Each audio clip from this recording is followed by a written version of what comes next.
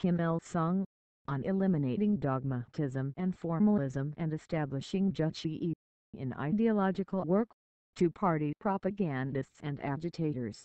December 28, 1955. Date: December 28, 1955. Source: Kim Il-sung Selected Works, Volume 1. Pages 582 through 606. Transcription: Victor Barazal. HTML markup: Salson. 2008. Public domain. Marxists Internet Archive 2008.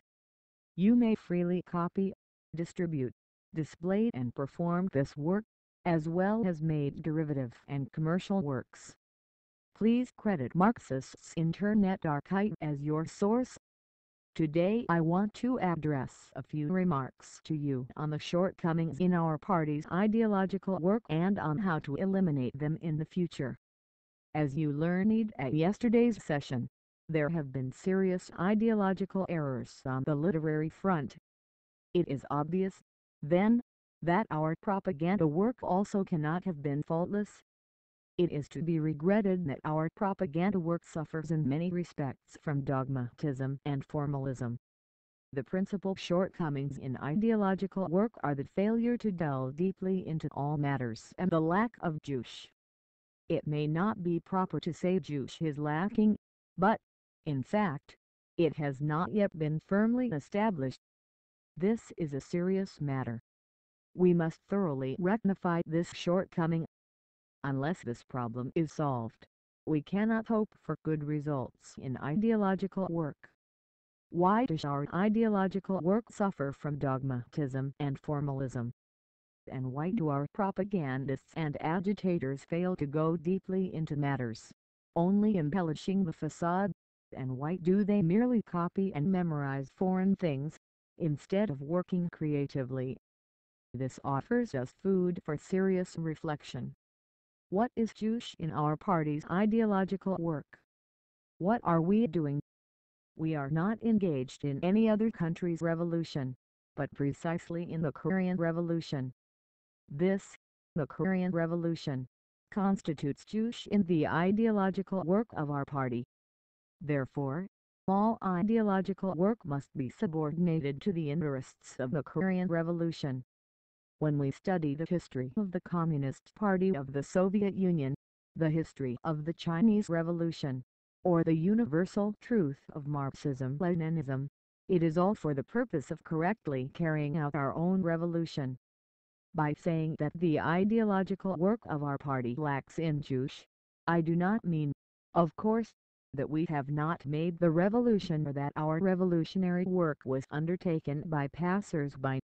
Nonetheless, juche has not been firmly established in ideological work, which leads to dogmatic and formalistic errors and does much harm to our revolutionary cause.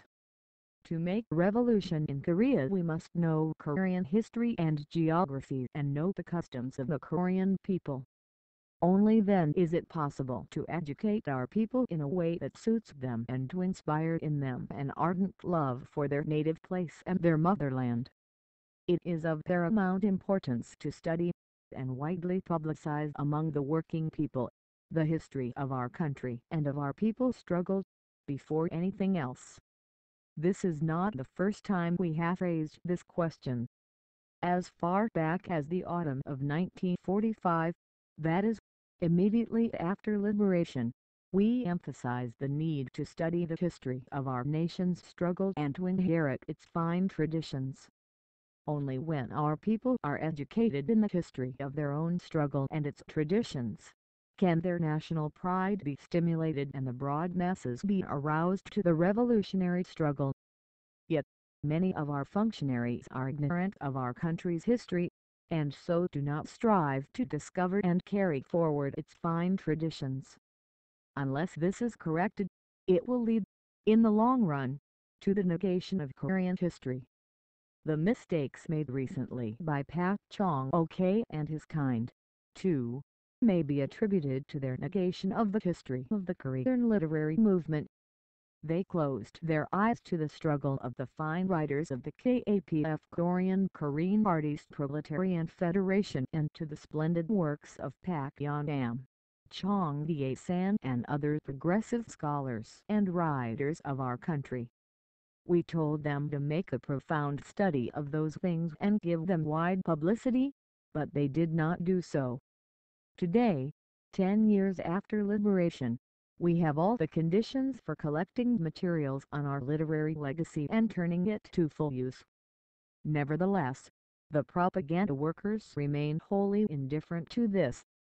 As the fifth plenary meeting of the party Central Committee, it was decided to actively publicize the history of our people's struggle and valuable cultural heritage, but workers in the field of propaganda failed to do so.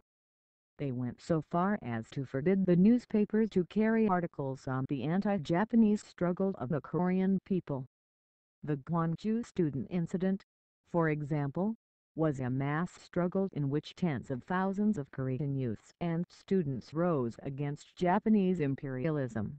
It played a big part in inspiring the anti-Japanese spirit in broad sections of the Korean youth. As a matter of course, we should publicize this movement widely and educate youth and students in the brave fighting spirit displayed by their forerunners. Our propaganda workers have failed to do so. Instead, Syngman Rhee has been making propaganda of this movement in his favor. This has created a false impression that the communists disregard national traditions. What a dangerous thing! It will be impossible for us to win over the South Korean youth if we go on working in this way. So far, propaganda work in this respect has all been dropped and laid aside, though no one has ever given instructions to. Newspapers do not write about it, nor is any meeting held to commemorate it. Things like the Gwangju student incident ought to be taken up by the Democratic Youth League.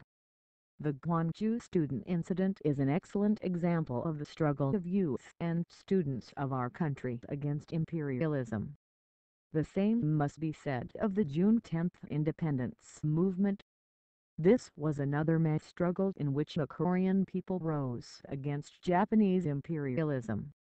It is true that the struggle was greatly hampered by the factionalists who had slipped into it. Considering that even after liberation, the Pak Han-yong Lee Sung-yo spy clique crept into our ranks and wrought mischief, it goes without saying that in those days the factionalists could carry on subversive activities more easily. But, even so, was the struggle itself wrong? No, it was not. Although the struggle ended in failure because of a few bad elements who had wormed their way into the leadership of the organization, we cannot deny its revolutionary character. We should learn the lesson from that failure.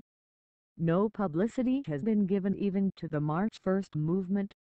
If you work in this way, you cannot expect to lead along the right path the progressive people who have the national conscientiousness, let alone the communists. The lack of leadership by a communist party was the principal cause of the failure of the March 1st movement. But who can ever deny the fact that the March 1st movement was a nationwide resistance movement against Japanese imperialism? We ought to explain to the people the historic significance of this movement and educate them by its lessons. Many past revolutionary movements ended in failure in our country because of the scoundrels who managed to install themselves in the leadership of those movements. But there can be no denying the struggles waged by the people on those occasions. The popular masses always fought well with courage. Pak Chung-ok may have denied this arbitrarily, but no true Marxist-Leninist dare deny the people's exploits in their struggles. When I asked Pak Chung-ok and his followers why they rejected the KAPF, they answered that they did so because some renegades were involved in it. Then, did they mean to say that the KAPF, in which Comrade Lee Jae-yong and other prominent proletarian writers of our country worked as its very core, was an organization of no importance? We must highly value the fighting achievements of those people, and develop our literature around them. What assets do we have for carrying on the revolution if the history of our people's struggle is denied? If we cast aside all these things, it would mean that our people did nothing. There are many things to be proud of in our country's peasant movements of the past. In recent years, however, no articles dealing with them have appeared in our newspapers. In schools, too, there is a tendency to neglect lectures on current history. During the war, the curricula of the Central Party School allotted 160 hours a year to the study of world history, but very few hours were given to current history. This is how things were done in the party school, and so it's quite natural that our functionaries are ignorant of their own country's history. In our propaganda and agitation work, there are numerous examples of extolling only foreign things, while slighting our own. Once I visited the People's Army vacation home, where a picture of the Siberian steppe was hung. That landscape probably pleases the Russians, but the Korean people prefer the beautiful scenery of our own country. There are beautiful mountains such as Mts, Kumgongsan and Myohyangsan in our country. There are clear streams, the blue sea with its rolling waves and the fields with ripening crops. If we are to inspire in our people's army a love for their native place and their country, we must show them many pictures of such landscapes of our country. One day this summer when I dropped in at the local Democratic Publicity Hall, I saw diagrams of the Soviet Union's 5-year plan shown there, but not a single diagram illustrating the 3-year plan of our country. Moreover, there were pictures of huge factories in foreign countries, but there was not a single one of the factories we were rehabilitating or building. They do not even put up any diagrams and pictures of our economic construction, let alone study the history of our country. I noticed in the primary school that all the portraits hanging on the walls were of foreigners such as Mayakovsky, Pushkin, etc., and there were none of Koreans.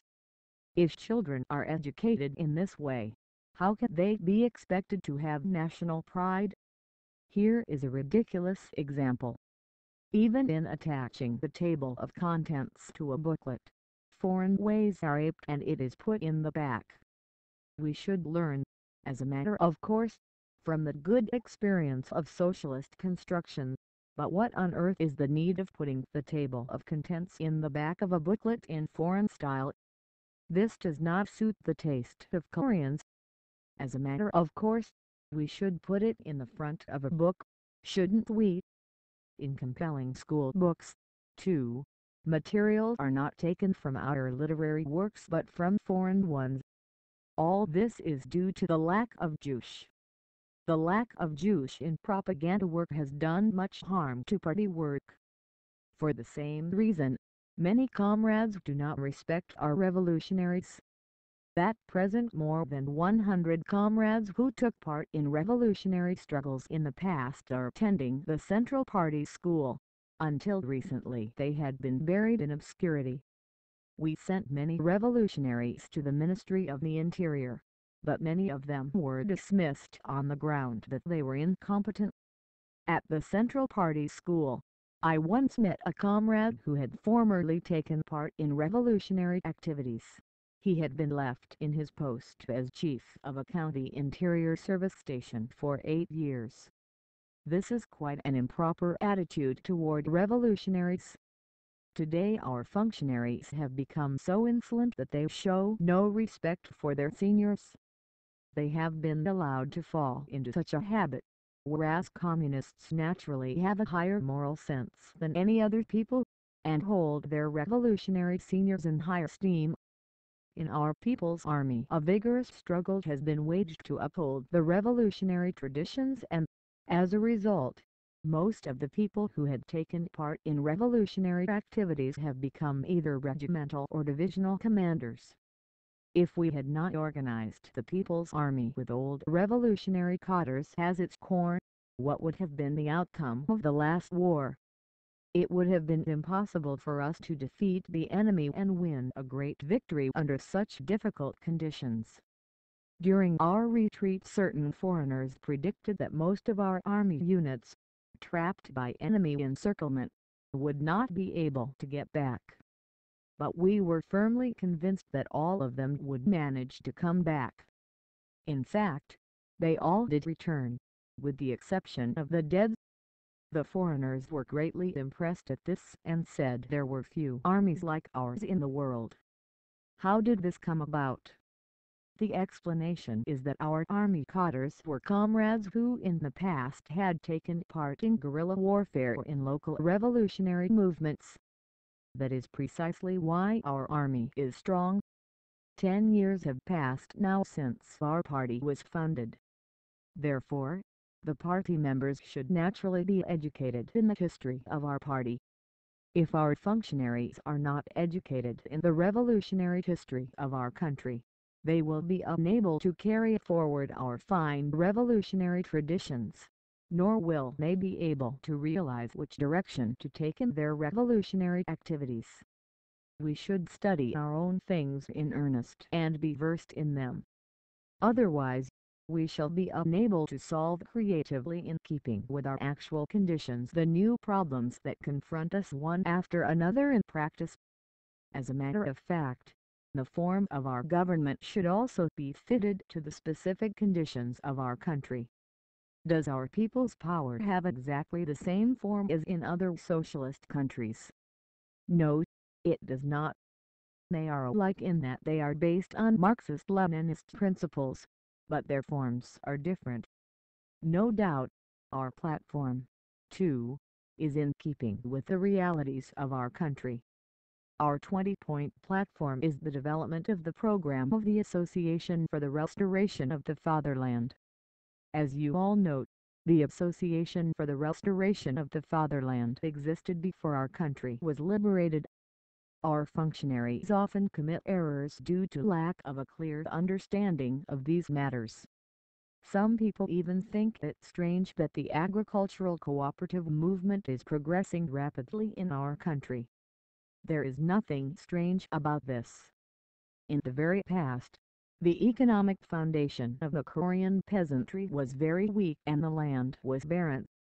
Under Japanese imperialism, the peasant movement developed and the revolutionary spirit of the peasantry ran very high. What is more, the peasants were tempered politically through the democratic construction after liberation and during the bitter war.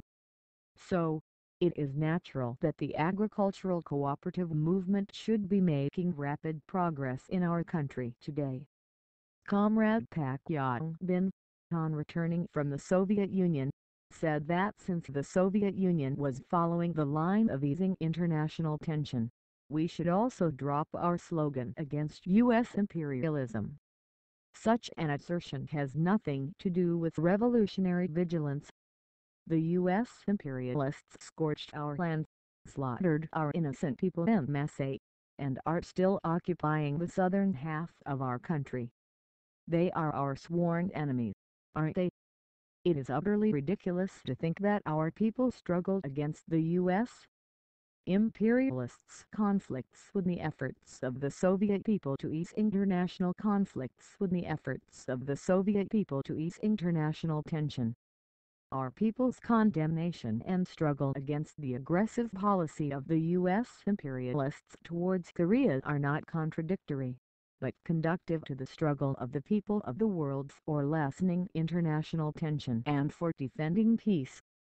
At the same time, the struggle of the peace-loving people the world over, including the Soviet people, to ease tension creates more favorable conditions for the anti-imperialist struggle of our people. Pak Chung-ok was ideologically linked to the reactionary bourgeois writer Lee Tae-jun in that he did not try to study the history of our country and our realities. Besides the remnants of bourgeois ideology in his mind, he had the conceited idea that he knew everything without even studying the realities of our country. Consequently, things went wrong. The harm he did to our ideological work is very serious. After liberation he and his ilk said that Li Guangsu was a talented man, and that, therefore, it would be advisable to give him prominence. But I pointed out it would be a wrong to do so. Li Guangsu wrote a novel, The Wife of a Revolutionary, in which he insulted the revolutionaries discharged from prison. Li Guangsu was a villain who used to raise that the Korean people and the Japanese imperialists came of one and the same ancestry and roots. Therefore, I told them that it was totally unthinkable to give prominence to such a man, and never allowed them to do so. Some comrades working in the propaganda department of the party tried to copy mechanically from the Soviet Union in all their work. This was also because they had no intention to study our realities and lacked the true Marxist-Leninist spirit of educating the people in our own merits and in the traditions of our revolution. Many comrades swallow Marxism-Leninism whole, instead of digesting and assimilating it. It is therefore self-evident that they are unable to display revolutionary initiative. We have so far failed to take measures for a systematic study of our country's history and our national culture. It has been 10 years since liberation, and yet, we have failed to tackle the matter energetically. We have conducted it only in a hit-or-miss way. We had few cadres before, but now we have scholars, funds and materials, and have sufficient conditions for conducting it. This is quite possible if only you make a good study and organize the work. Every effort should be made to unearth our national legacies and carry them forward. True, we should be active in learning from what is progressive internationally, but we should develop fine things of our own while introducing advanced culture. Otherwise, our people will lose faith in their own ability and become a spineless people who only try to copy from others.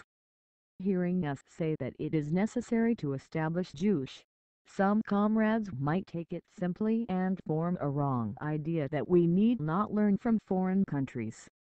That would be quite wrong. We must learn from the good experiences of socialist countries. The important thing is to know what we are learning from. The aim we pursue in learning is to turn the advanced experience of the Soviet Union and other socialist countries to good account in our Korean Revolution. During the war, Juche, Kim Juche and Pak Ilu once quarreled stupidly among themselves over the problems of how to carry on political work in the army. Those from the Soviet Union insisted upon the Soviet method and those from China stuck to the Chinese method. So they quarreled, some advocating the Soviet fashion and others the Chinese way. That was sheer nonsense. It does not matter whether you use the right hand or the left, whether you use a spoon or chopsticks at the table. No matter how you eat, it is all the same insofar as food is put into your mouth, isn't it? What is the need of being particular about fashion in wartime? When we carry on political work to strengthen our people's army and win battles, any method will do so long as our aim is achieved. Yet Juche and Pak Ilu squabbled about such a trifle. This only weakens discipline within the party.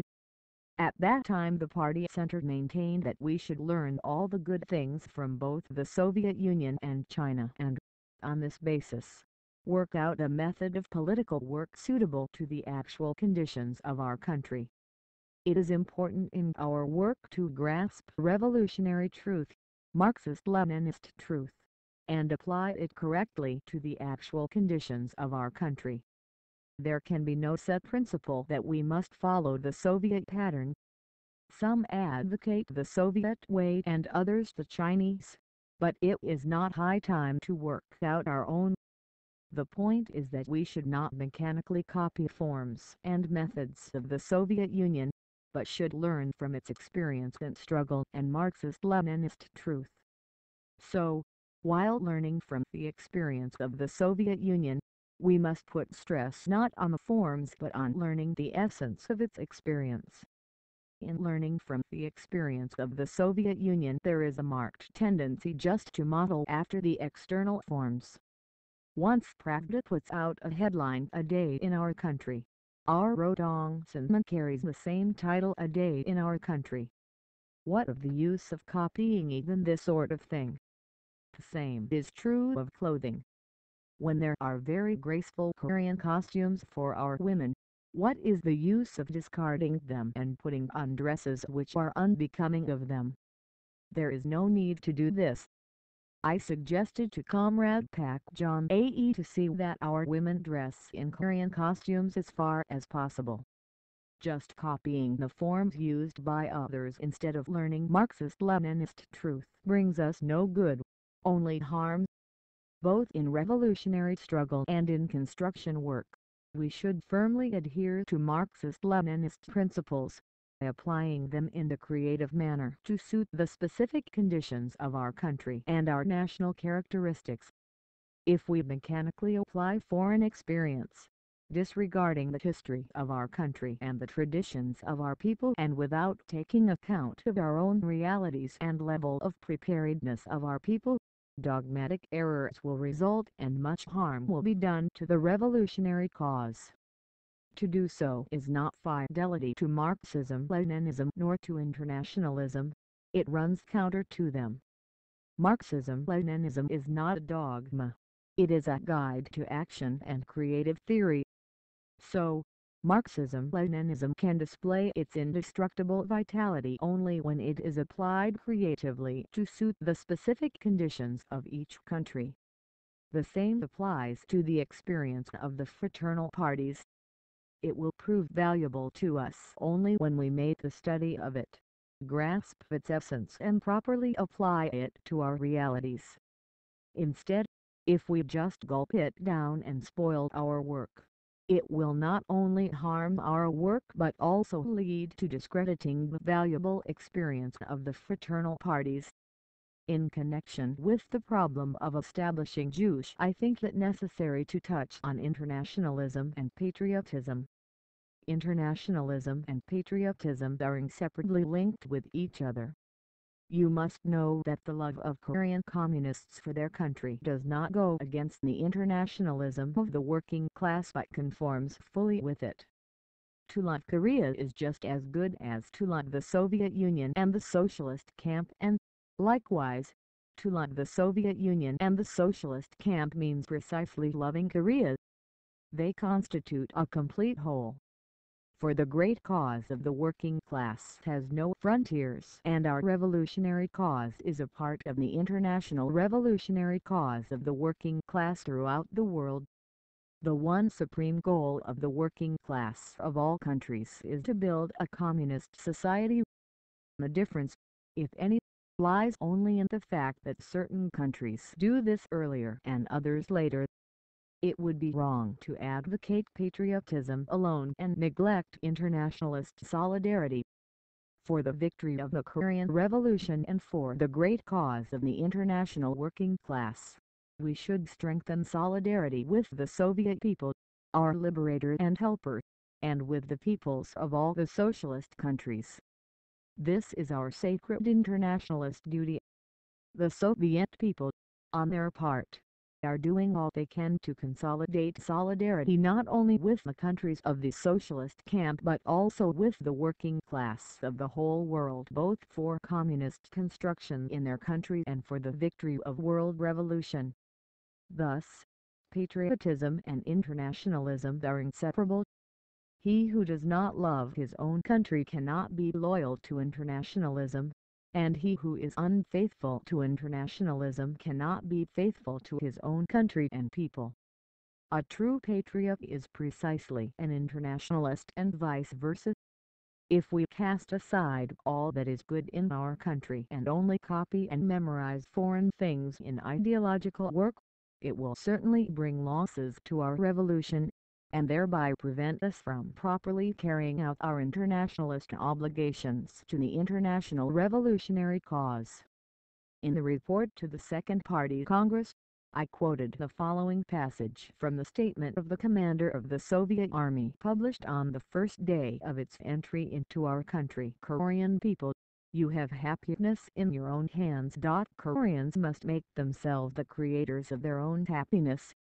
This statement is perfectly correct, and if we fail to act accordingly, we may lose broad segments of the masses. The formalism of our propaganda workers also finds expression in exaggerating things in propaganda work.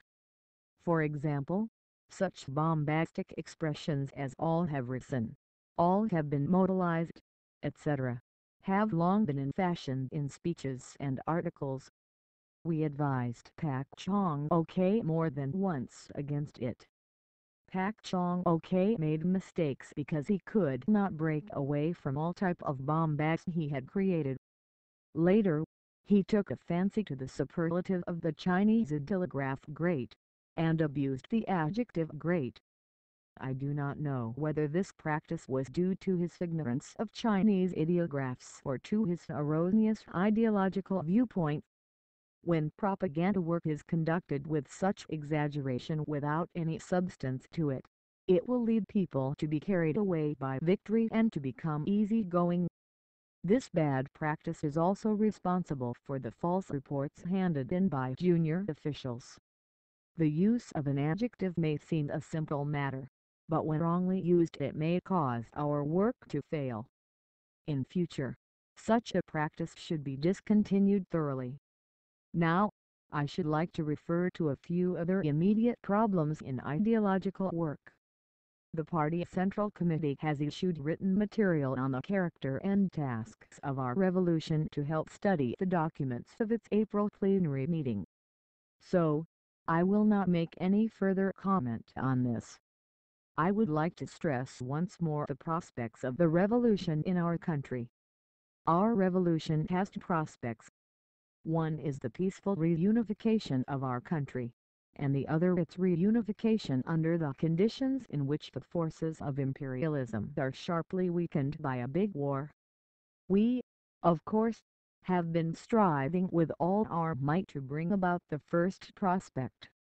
Our struggle for the peaceful reunification of our country boils down to 2 points: to carry on construction successfully in the northern half and to conduct effective political work towards the southern half. If we fortify the democratic base by promoting socialist construction in the northern half and arouse the people in the southern half to the liberation struggle through effective political work directed to the southern half, the peaceful reunification of our country can be realized. Political work towards the southern half means strengthening the influence of the northern half and inducing its broad popular masses to support us. To this end, socialist construction in the northern half should be carried on successfully. The living standard of the people should be raised and the economic foundation strengthened in the northern half through successful economic construction, and the entire people should be rallied around our party. Then, no matter how desperately Syngman Rhee may try, he will never be able to dampen the fighting spirit of the people in the southern half who are constantly inspired by the socialist construction in the northern half. A man who came over from the southern half some time ago said Syngman Rhee says in his propaganda that the northern half has a population of only 3 million and there is nothing left in Pyongyang but heaps of ashes. But I have seen here that the bridge over the river Taedong-gang has been restored to its former state and Pyongyang is being built into a much more beautiful city than ever before. Syngman Rhee has told a whopping lie. This is what will happen when we carry on construction successfully. In 1948, when a joint conference of political parties and social organizations from North and South Korea was held, we did not have much to our credit in construction in the northern half. But all the right-wing personalities of South Korea came to us with the exception of Syngman Rhee and Kim Song-soo. The joint conference was of very great significance. Many of those who came to the northern half at that time remained here. This is what Kim Gu said: I have found North Korea to my liking. I have seen many communists both in Shanghai and in South Korea. If he met any, they must have been those of the Tuesday group or the ML group, but North Korean communists are different. I thought before that communists were narrow-minded and wicked people, but as I have found here this time, you are broad-minded and generous people with whom I can fully cooperate. I will cooperate with you by all means. I am old now, and have no ambition for power. If I do not go back to South Korea, Syngman will certainly clamor that I have been detained. And it is my desire to go back and give publicity to the fine things I have seen here. So I must go back at any rate.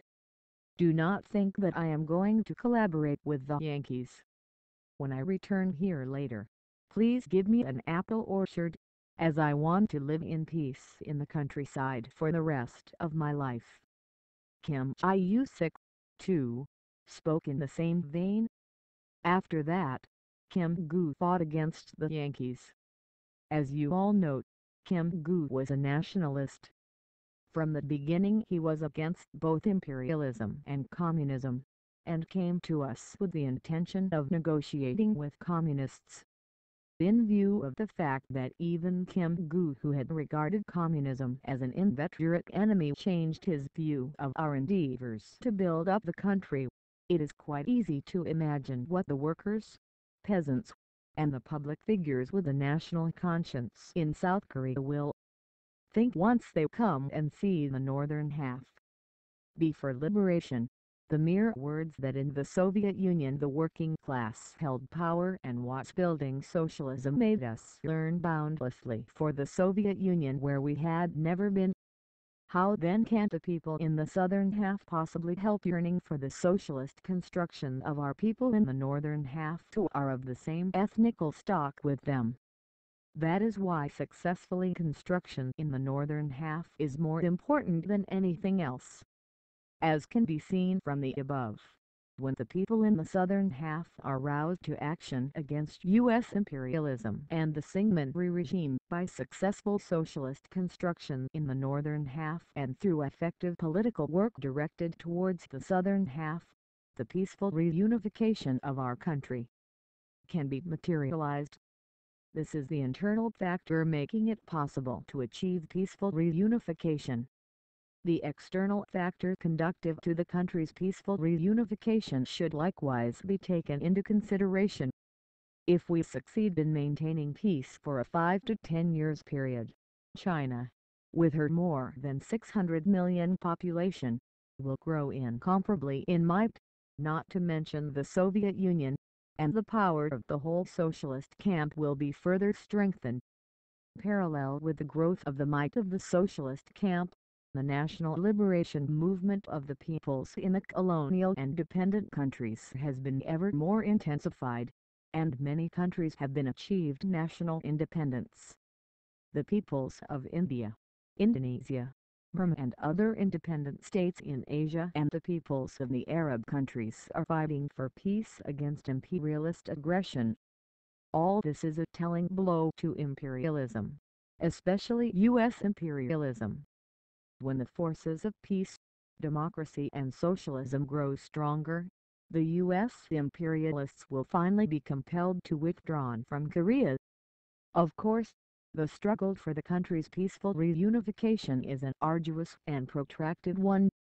But when we grow stronger and the forces of peace, democracy and socialism are further strengthened internationally, we will be able to achieve peaceful reunification. This is one prospect of the development of the revolution in Korea and of the country's reunification. The problem of the country's reunification might also be solved not by peaceful means but by war. If the imperialists were to unleash a war on a worldwide scale, we would have no alternative but to fight, and then it would be quite possible for us to fight and defeat the U.S. imperialists in Korea by our own strength. Although it would be somewhat hard for us to fight against U.S. imperialism single-handed, we should be able to defeat it rather easily when it is compelled to disperse its forces all over the world. In that case, we shall sweep the forces of U.S. imperialism from Korea and achieve the reunification of the country. This is the other prospect of the development of the Korean Revolution and the reunification of the country. We, however, do not want this prospect. We desire the first prospect, that is, reunification by peaceful means, and we are struggling for its realization. No matter what the prospects of the country's reunification may be, it is more important than anything else to strengthen our party and steel the party spirit of its members. In case negotiations start between the North and South, and then the barriers between them are torn down and we come to work among South Koreans, will it not be necessary for our party to be strong? Only when our party is strong can it take advantage of such a favorable situation. The proportion of our party membership to the population is now 1 to 10, the membership being 1 million out of a population of 10 million. Indeed, this is not a small proportion. But, when compared with the total population of Korea, 30 million, 1 million is by no means large. In South Korea the growth of the party's force cannot help but be seriously limited, because the underground movement is conducted there in extremely difficult circumstances. After reunification, it will be difficult to carry on our work with a small number of party members, although the number will grow in South Korea, too. What is wrong with our training a large number of party members in the far northern half from now on and assigning them evenly to work in the North and South after reunification? There is nothing wrong in this. Yet, at the time of the fourth plenary meeting of the Party Central Committee Juche, I insisted that the party close its doors in spite of the fact that it had a membership of no more than 600,000. Then the party criticized his view and has since continued to increase its membership. The point now is to give a good education to our 1 million party members. Among our members there can sometimes be found those who even lag behind the non-party masses. But even so, these people must not be expelled from the party. They must be kept in the party and educated. If they were expelled, our party's strength might be weakened. This is all the more so since ours is not the only party. It is our invariable organizational line to train the nuclei of the cells constantly while building up a mass party. By the nuclei we mean those party members who are aware of communist truth and are capable of holding to the road of revolution without vacillating. It is difficult to arm the 1 million party members overnight with an equal degree of communist consciousness. We must follow the line of training the nuclei first and then gradually raising the level of consciousness of all party members. Our line is to educate party members with the help of core members. So, since the fourth plenary meeting the party has put special emphasis on the question of training the core members of the cells. It will be all the more gratifying if their number increases from 5 today to 10 tomorrow and thus all party members become core element, and even if not all but only 50% of the party membership is so, it will be a good thing. In the development of our party into a mass political party, the merging of the Communist Party and the New Democratic Party was of great significance. As a result of our correct organizational line and energetic struggle to win over a broad working masses, our party has now developed into a mass political party embracing 1 million members. This success has by no means been easy to gain, but has been achieved through extremely hard struggles. We demand and fight for democratic rights and liberties in South Korea, freedom of speech, the press, assembly and association, which are perquisites for the peaceful reunification of the country. We aim at securing conditions for our own free activities in the southern half while allowing political parties of South Korea to conduct political activities freely in the northern half. When a situation is thus created for free political struggle in the North and the South, whoever wins over more of the masses will win the day. Therefore, it is of the greatest importance to strengthen our party and the party spirit of its members.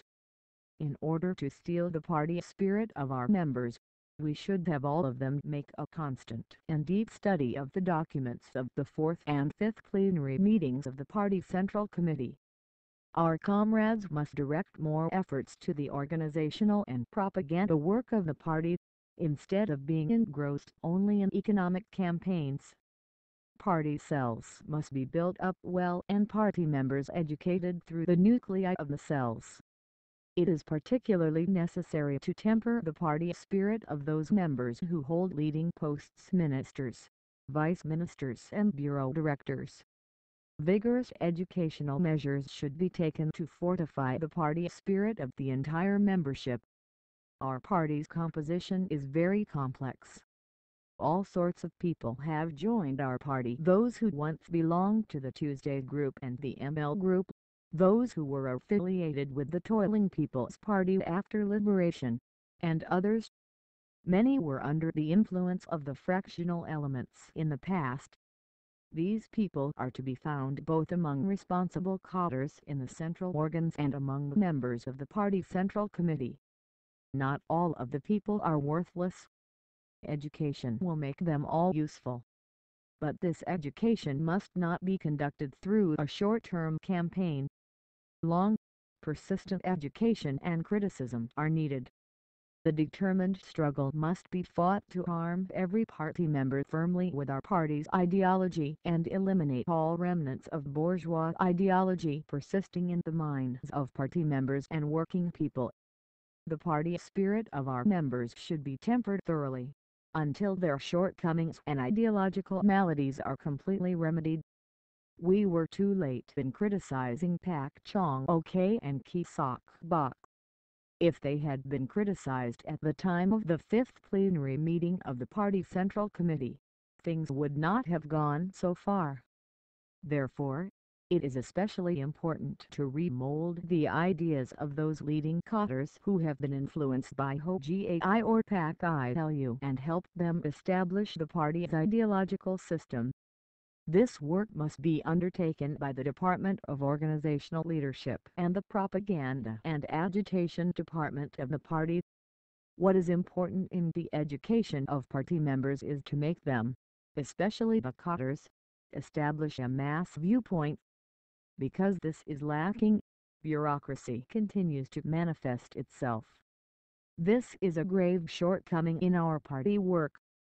In order to achieve our lofty aims of reunifying the country and building socialism and communism, we must win over the masses.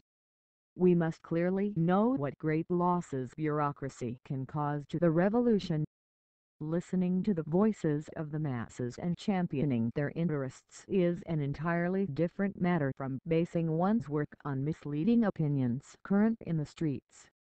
The latter has nothing in common with the revolutionary mass viewpoint. By the masses we mean the main masses. We are relying on the workers and peasants, and our allies who support and follow us. We should listen to them and defend their interests. Everyone, whether a party worker, an administrative official or a functionary in a social organization, must work consistently in the interests of the revolution and the masses. How was it possible for the anti-Japanese guerrillas to hold out for a long time? Why was it that the Japs failed to destroy us all though they had a formidable armed force? Because the guerrillas had the correct mass viewpoint and the support of the masses. When we were wounded and entered a village, the peasants took care of us as though we were their own sons. They would manage to get rice, which they could hardly afford themselves, and broil it for us. Even the peasants living inside the earthen walls of the concentrated villages set up by the Japs, managed to send food to us outside the walls. The masses supported and protected us in this way, because we had always defended their interests and fought for them at the risk of our own lives. All party members have to learn from the attitude of the guerrillas towards the masses. In the days of Japanese imperialist rule, everything was imposed upon us by force: compulsory military service, compulsory labor draft, compulsory delivery of farm produce, etc. We are resolutely opposed to such practices. A party divorced from the masses is like the fish out of water. With whom can the party carry out the revolution if not with the masses? Such a party will not only be unable to win in the revolution, but also will eventually find its very existence endangered. It is solely for the purpose of protecting the interests of the masses that the party puts forward its program and seizes state power. Therefore, would it not be against the aims of the party and the revolution to encroach on the interests of the masses? Our laws and decisions are indisputably excellent. But all this will come to nothing if, in the course of putting them into effect, our functionaries impinge on the interests of the masses. You must bear this in mind and further strengthen educational work among party members so that they can liquidate bureaucracy and acquire a correct mass viewpoint. If at least 50% of all party members acquire a correct mass viewpoint, it will mean a great change for our party. At present quite a few party members are not firmly equipped with a correct mass viewpoint. The situation is especially worse among the cadres. Whether a party member has a correct mass viewpoint or not also depends on his party spirit. So tempering party spirit is also of decisive importance in this respect. Further, it is important to cultivate faith and optimism regarding the prospects of the revolution in the minds of the party members. Without firm faith in the final victory of our cause and without optimism regarding the future of the revolution, under any and all circumstances, it would be impossible to overcome the difficulties one inevitably encounters in the course of the revolutionary struggle. In order to make our party members indomitable fighters who are always optimistic about the future of the revolution, it is necessary to intensify their Marxist-Leninist education. Without a clear understanding of the laws of social development and the inevitability of the triumph of socialism and communism, one can neither have faith in victory nor have the high-toned spirit and combativeness to withstand any difficulty.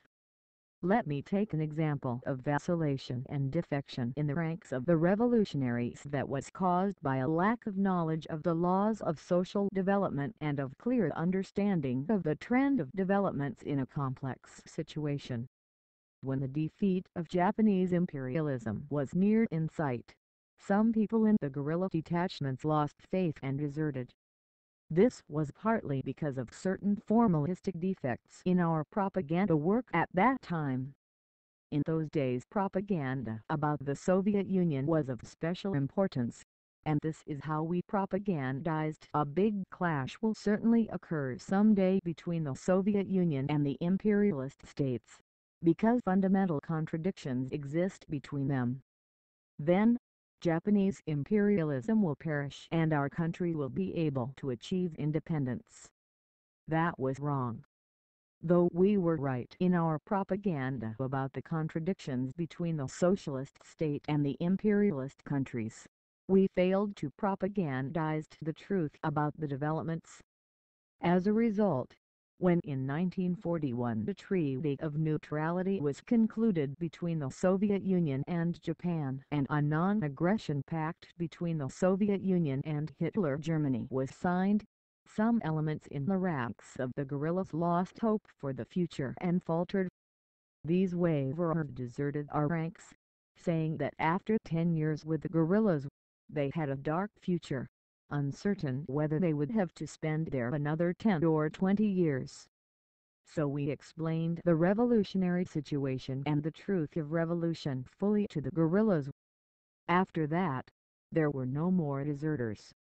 There is no doubt that sooner or later we shall see a great revolutionary event. That event, as I have already said, may either occur peacefully or non-peacefully. Whatever form the event may take, we must always be prepared to meet it. In order to meet this great revolutionary event, the party spirit of the party members should be steeled. They should be educated to have a correct mass viewpoint and to have faith in victory and optimism regarding the future of the revolution. Another important thing is to struggle properly against all sorts of anti-party tendencies. If we had not had the experience of fighting the Mincing Dam in Kando before, we would not have been able to give appropriate leadership to the struggle against the counter-revolutionaries in Korea, especially during the war. The Japs organized the counter-revolutionary espionage organization called Mincing Dam and smuggled it into the revolutionary districts in Kando. Then they resorted to the vile trick of alienating the Koreans from the Chinese and inciting strife among the Koreans. For some time those in the revolutionary camp fell victim to the enemy's crafty scheme, going the length of killing one another. As a result, many people lost their lives without any justification. This experience proved very useful when we dealt with the case of the Pak Han-yat clique. We adhered strictly to the principle of drawing a sharp distinction between spies and non-spies. We emphasized this many times in the political committee. There was a danger that we might possibly play into the hands of the Yankees and ruin many persons. Of course, there must be a relentless struggle. Otherwise, some spies may escape punishment. But the struggle must always be carried on as an ideological struggle. Those who were influenced by Pak Han-yong cannot all be his ilk or spies. But his ideological influence still remains in the minds of these people. We must fight against this. The experience acquired in the course of the struggle against the Pak Han-yat clique and in the counter-espionage campaigns should be made fully known to the party members so that they may wage a rigorous struggle against espionage agents and correctly distinguish the spies from others. If you do not do so and suspect everybody, in the end you will find yourselves suspicious of your own shadow. The enemy always plots to make people distrust one another and set them at odds with each other to disintegrate our ranks from within. You must learn to discern clearly and to combat such plots and slanders by the counter-revolutionaries. Party members should be educated in such a way that they can distinguish spies, waverers, Methodists, parochialists and factionalists. Such a struggle can be conducted properly only when the cadres and all the members of the party are on a high level. Without attaining a high level of Marxist-Leninist knowledge, party members cannot properly carry out such a difficult duty. In order to enable them to fight skillfully against the counter-revolutionaries, it is necessary to intensify their Marxist-Leninist education and, at the same time, to acquaint them extensively with the experience of the fight against the counter-revolutionaries. Further, the work of propaganda and agitation should be stepped up among the broad masses. Education of the masses of the people in socialist ideology should be the main content of the work of propaganda and agitation.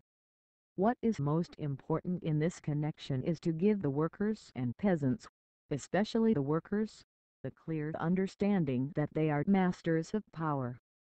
When they have such intense consciousness, the workers will do everything as masters, take good care of their places of work, machines and equipment, work hard, maintain good discipline, and effectively combat counter-revolutionaries.